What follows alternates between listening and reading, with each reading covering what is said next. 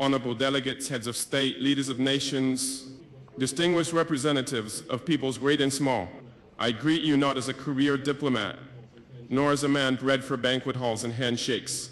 I do not come to you speaking the rehearsed language of polished politics. I come to you as a soldier of my people, as a guardian of a wounded land, as a son of a continent that has carried the cross of the world, yet has never worn its crown.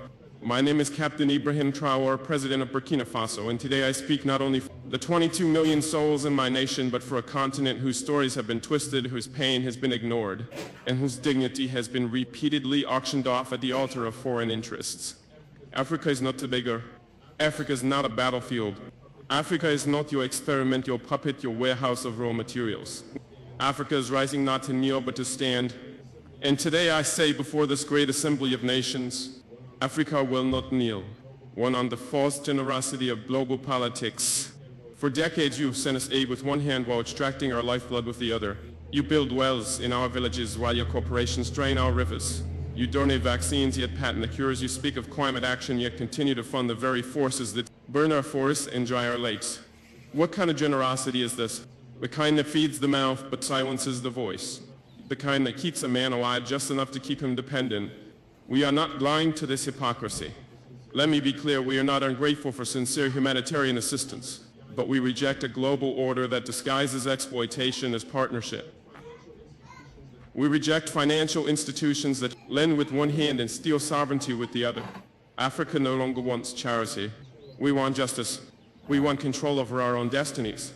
Too on the chains of colonialism and its modern descendants. Our wounds did not begin with us. They were inherited legacies of an empire-building madness that saw us not as humans, but chiefs, as cargo laboratories. My ancestors were not consulted when maps were drawn with rulers and compasses in Berlin. The borders of Burkina Faso, like those of many African nations, were not carved by our ancestors, but by men who had never stepped foot on our soil, who knew nothing about languages, our tribes, or our spirits. Today, colonialism has a new face. It wears suits, it hosts forums, it signs contracts in Geneva and Paris and Washington. But it still takes without consent. It still dictates instead of dialogues. It still silences instead of listening. If you want to talk about peace, then let's begin by unlearning the arrogance that peace is something only you can teach us. 3. On resource exploitation and the myth of development. They call us developing as if the theft of centuries did not set us back, as if the gold from our lands, the diamonds from our rivers, the oil beneath our feet did not build the very skyscrapers in which this assembly sits. Let us speak plainly. Burkina Faso is rich, Africa is rich in minerals and culture and wisdom and youth. But you have taught us to measure richness in GDP and export value. You call it development when a foreign company owns 90% of a gold mine on our land. You call it progress when your security forces guard cobalt mines but not our children's schools. That is not progress, that is piracy with legal documents. From now on, we will define development on our own terms.